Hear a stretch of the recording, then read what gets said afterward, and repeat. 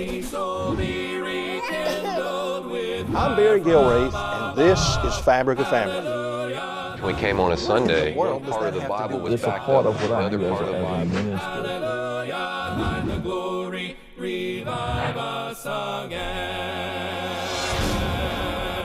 Hi, I'm Barry Gilreath. Welcome to Fabric of Family. I don't know if you've ever had the unfortunate situation to arise where someone has broken into your home and taken your possessions.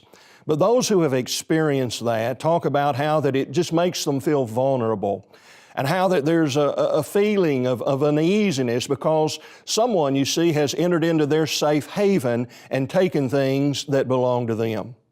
But you know, there is another type of theft that is taking place in homes today. And sometimes this theft takes place and it happens right under people's noses on a daily basis and seemingly they're unaware of what's going on. You see, the devil is a thief.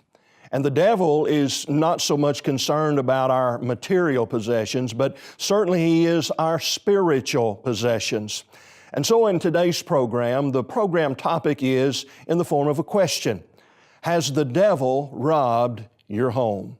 Stay with us and we'll continue with our discussion in just a moment. Thank you for viewing The Fabric of Family. If you would like to receive free Bible study materials, please contact us. Our mailing address is 1031 Hermitage Drive in Florence, Alabama, 35630. Never conceal my Savior and guide. He is a light. Or you may contact us at our website, jhcc.org. That's jhcc.org. Or you can call us at 256-764-6291. That's 256-764-6291. Mansions above, singing His praises, gladly I'm walking. Our hope and prayer is to bring you and your family closer to God. Well, it's time for our panel discussion. And I have some gentlemen with me who are going to be a part of this discussion today. Michael Clark is with us. And I've known Michael since he was just a little bitty baby. Yeah.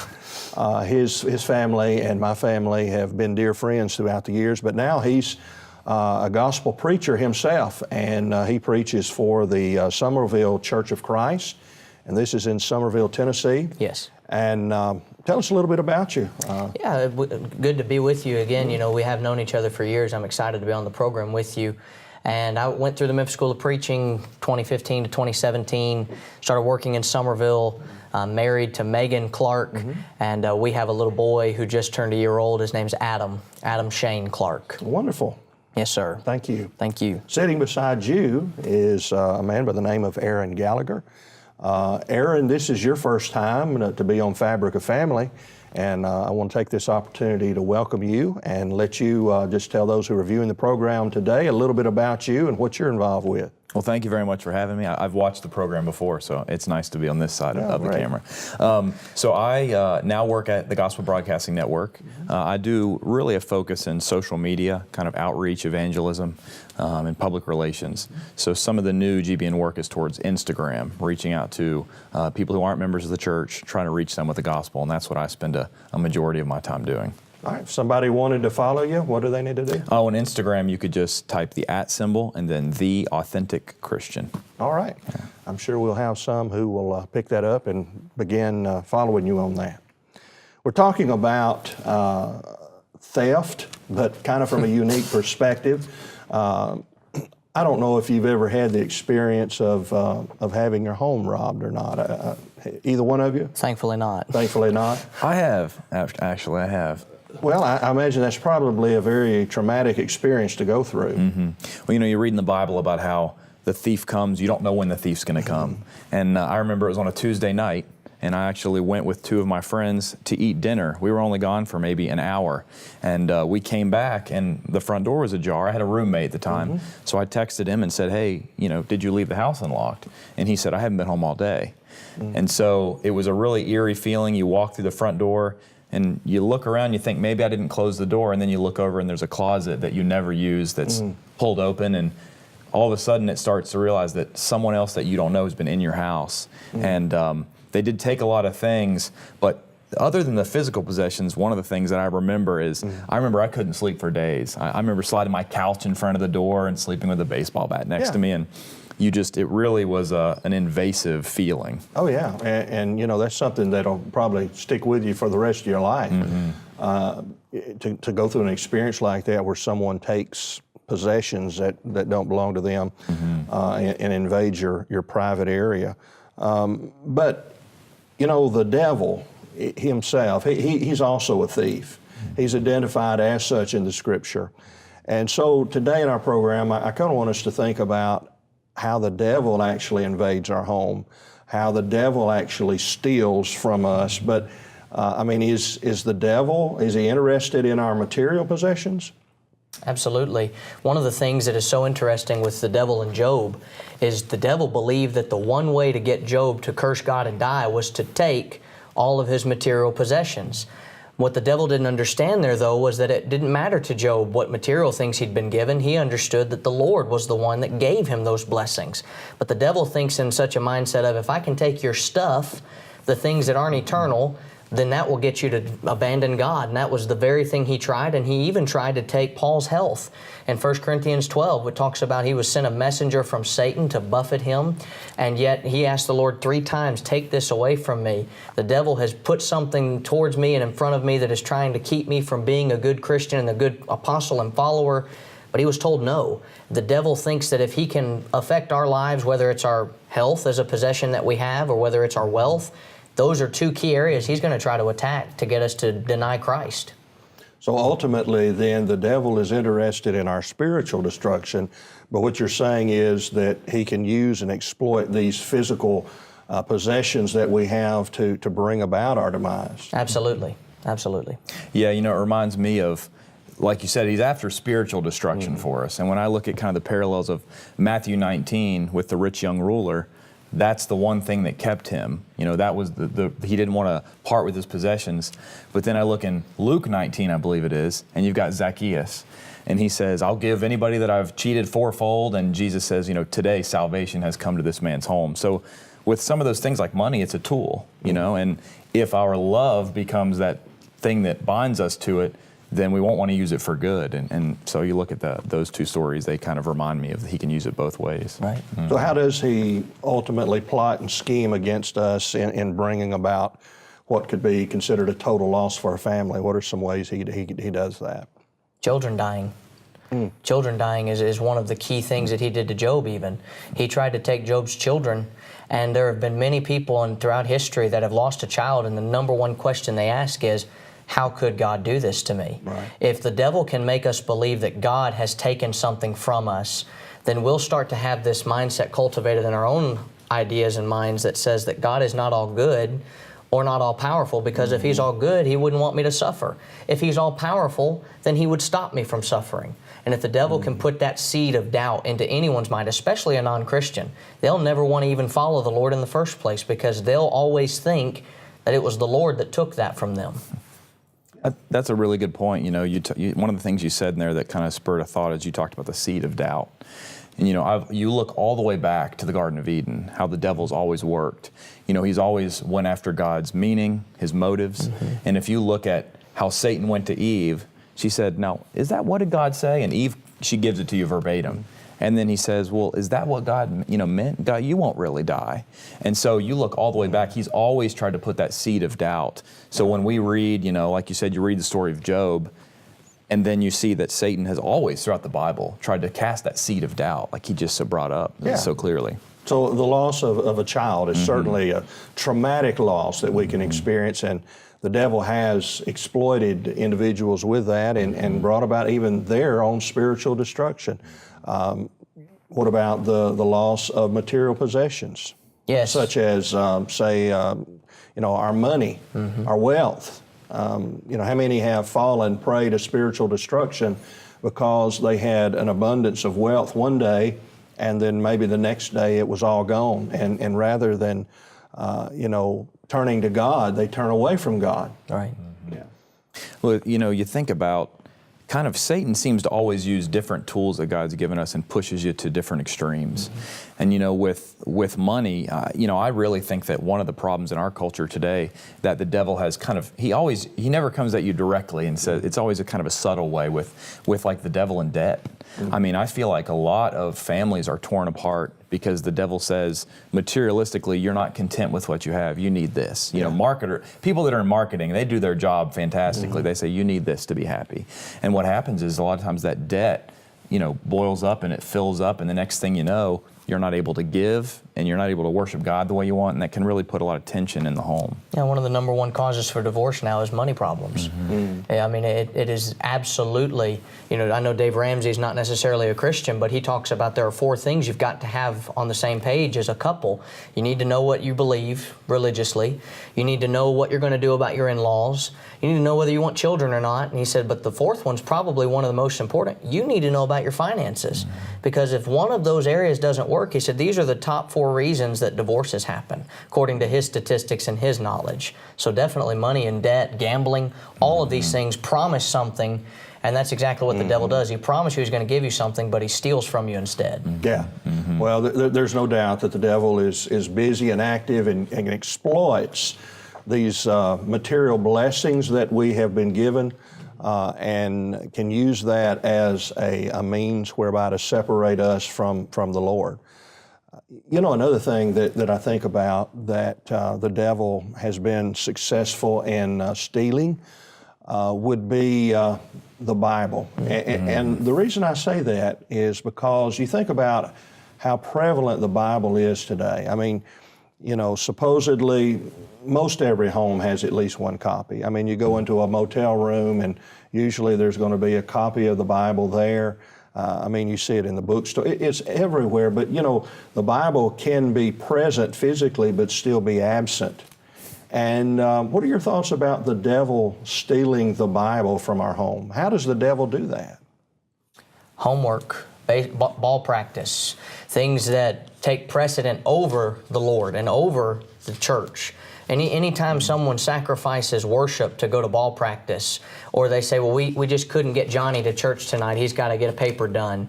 I grew up in a time where I was in public school and I had homework and I was expected to get it done too, but I was never under the impression that church would be sacrificed in order for me to get a worldly accomplishment, because again, what does it matter if I profit the whole world and I lose my soul? And so homework and ball practice is this simple thing that has truly destroyed a lot of family spirituality, because when you tell a child that they don't have to grow up and go to church, why are we so shocked when they grow up and leave the church completely? Yeah, as you were speaking, I thought about Luke 8:11 and 12. Now the parable is this: the seed is the word of God. Those by the wayside are the ones who hear, then the devil comes and takes away the word out of their hearts, lest they should believe and be saved. And he's using that parable with farming language. And I remember when I tried to plant grass seed once, it didn't grow very well. But I remember I got the seed thrower, and I threw a little bit of the seed out into the yard, and I thought, okay, well, and then I just kept throwing more and more. And that kind of in my mind gave me the idea of, when you have a family, it's easy for Satan to snatch out a little bit of the word. One of the things I learned back when I played sports was you cannot outwork a bad diet. And a lot of times I think Christians try to do that. They try to go to services, Wednesday night, they'll go to Bible study, they'll go Sunday, they might go to Bible class, worship Sunday morning and Sunday evening, but the rest of the week, they just put trash in their ears with music and the things they watch on TV. And it's like, you go talk to anybody who's super physically fit, and you ask them if they eat junk food. You can't work out once or twice a day, eat junk food all day, and expect to be healthy. It's the same way with our physical or our spiritual lives as well. Right. So if I understand what both of you are saying, you're saying that the devil can take the Bible from our home. First of all, he can do it via the trash that we put in our minds as we go through a week, through music, through certain kinds of videos, through television, through the internet. That's one way. And then another way that the devil can get us to give up the Bible, and He takes the Bible out of the home, is through our priorities, and how that we might engage in something that in and of itself is innocent, harmless, and could even be good, such as playing ball or doing homework. These are good things to do, but when we begin to shift our focus and our priority away from the Lord, and we substitute that with these external things, such as the homework or the ball or whatever, then the Bible is very subtly being taken out of the home. Absolutely. The devil doesn't care if you're religious. No. So long as he has you Monday through Friday. Yeah. He'll let you go to church on Sunday and go on Wednesday night, but if he's got you doing all of his things throughout the week, he's not upset that you're going to church. Yeah. He's still got you. Yeah, I listened to a sermon just a few days ago, and the preacher was talking about a woman he'd spoke to and the elders at her congregation. The preacher said, I don't know if I would have done this or not, but the elders wrote a letter and emailed it to the congregation, and it was a letter from the devil. And it was talking about the people who came to services, but as soon as they left, they weren't living as Christians. And the wording that was, of course, created, but it was by the devil saying that he has an inside man. He's got somebody that the friends will meet and say, oh, this guy's a Christian. And they see the way that you live your life. And it's sometimes you can go to services, but be a really bad advertisement for the gospel. Well, excellent discussion today. We're going to continue our discussion in just a moment.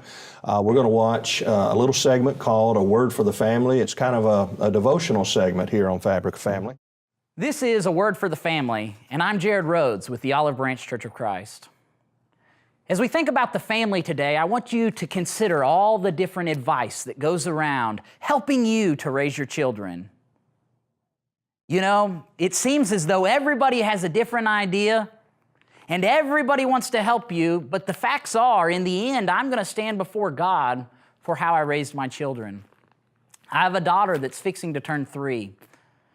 Throughout that, I understand that I'm going through a time period right now called the terrible twos. I understand that there's times when it's difficult to be a parent, and so as I look to the world, I can see all different designs, all different ideas for how I should raise my children. And it interests me much as I consider the great task that God has laid upon me to raise children that will put Him first, that will love Him, that will ultimately have their fate for eternity decided by the actions that take place. As a parent, I have a huge responsibility to ensure that my child goes to heaven one day.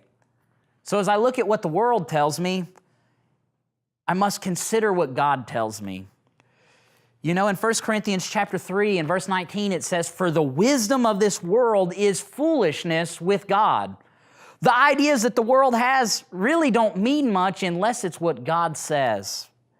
I think back to Proverbs. In Proverbs chapter 13 and verse 24, it says, "He who spares the rod," it says, "hates his son." And ultimately it goes on, it says, "But he who loves him disciplines him promptly," right away. They bring an end to that problem. Also in Proverbs chapter 23, in verse 24, it says, "You shall beat him with a rod and deliver his soul from hell." I understand within the beating that takes place here, it's probably not what this world has interpreted or used the term beating as today, where I don't believe we're out to destroy them or endanger their life, but rather we are helping them. In Proverbs chapter 23 and verse 24, at the end it said to deliver them or to rescue them from hell. Within the world today, there are so many people that say, don't discipline your children. Just love your children until they ultimately make their own decisions. But within God's Word, He gives us a design, a way in which we are to raise our children. I think back to Acts chapter 5 and verse 29 when they said, we ought to obey God rather than man. But as I think of obeying God rather than man, I also understand that when it comes to training our children, I ought to believe the wisdom of God that is found in Proverbs rather than the wisdom that is found on the internet. Rather than the wisdom that the, quote, doctors teach us today of how to raise our children, I want to trust God. And as it says in Proverbs 23 and verse 24, I pray that through that, I can ultimately deliver that soul from hell. I encourage you, raise your family in a godly manner, and we can all rejoice one day together for eternity. Well, thank you for being back with us for our discussion. I thought for this particular session we would start out, gentlemen, by thinking about some of the different rooms that are in a house. You know, when a thief breaks in, sometimes they don't usually clean you out. I mean, they don't usually pull up a U-Haul and when you get home there's nothing. Right. Usually they'll go into a particular room and get what they perceive are the valuables and then get out very quickly. As we use that kind of as the springboard, let's think about some of the rooms within a home and make some spiritual application about how the devil can steal from us in these rooms. You know, one room that we always find in a home is that of the kitchen. What do you associate spiritually with the kitchen? How does the devil steal from us through our, well, spiritual kitchen, if you will? Definitely alcohol is one that comes to mind because I've never been in a kitchen that didn't have a fridge. And I don't know of many people who wouldn't store their alcohol in a fridge. And so as you think about alcohol from the perspective of, and what we're talking about here is the devil, when he comes in to steal, he wants your soul. He doesn't want the TV, he doesn't want the kitchen, he doesn't want the fridge, he wants your soul. And so alcohol is something the Bible tells me multiple places, Old Testament and New Testament, is something that the Lord detests. He doesn't want it to be a part of my life. It is a home wrecker, it is a killer, it is a destroyer. And there are a lot of homes today that are not better because of what's inside their fridge. Absolutely. You know, there's something else that's in a kitchen as well, in addition to the refrigerator that comes to mind. And usually folks will have a trash can. You know, there are times when you need to take the trash out. Right. Right. And, you know, sometimes, you know, we're content to have all of that trash there, and we need to clean out some things in our lives. And when we don't do it, the devil's, he's having his way with our soul. What are your thoughts? Well, it's interesting you talk about the trash can. So many times we read something and it has a spiritual application, and all you have to do is put it into a physical application, and then it makes complete sense. You talk about a trash can, you know. I mean, how long do you let your trash can is not something when it's full and overflowing. It's not even a conversation. It's, oh, I'm going to take it out.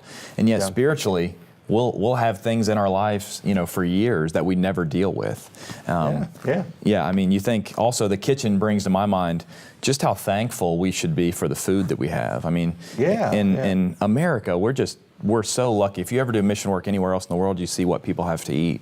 And you should, you know, as a family, whether it's a husband and wife or whether you have children, to just teach them to be thankful that everything we have is from God.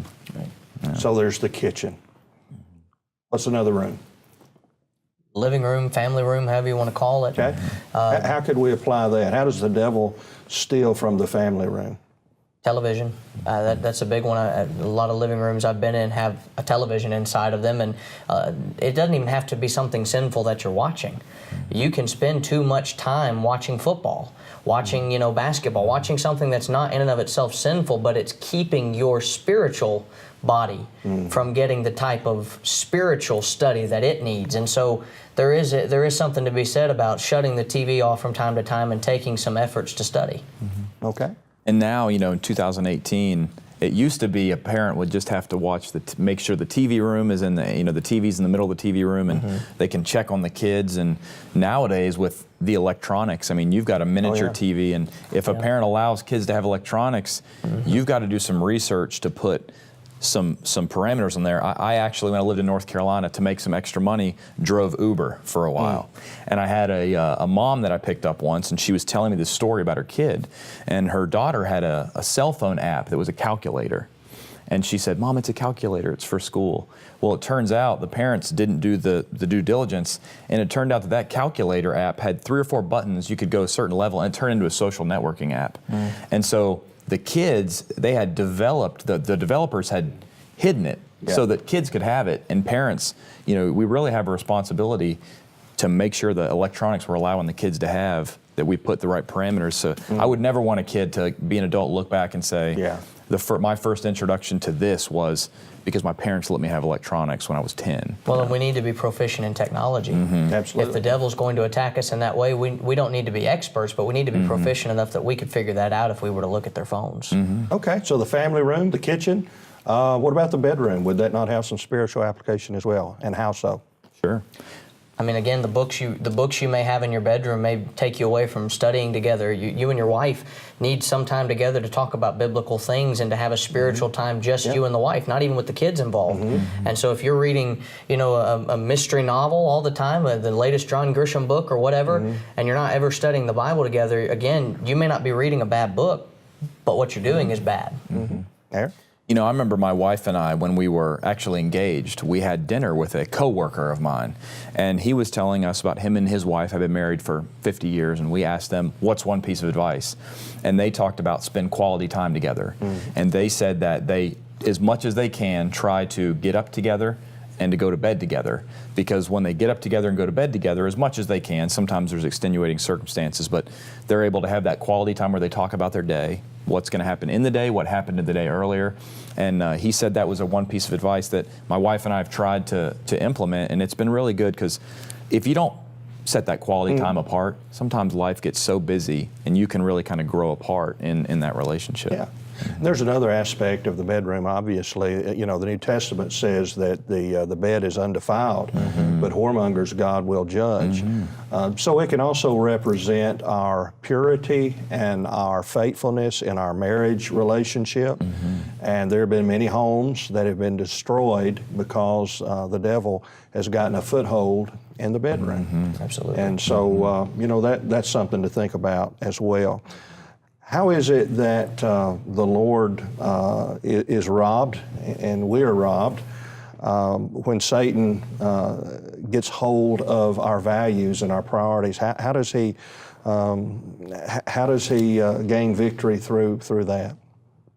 When my priority is not on the Lord, then my life is worthless. That's exactly what Solomon said in Ecclesiastes. Yeah. All the things I've tried, the only thing that really matters is to focus on God and keep His commandments.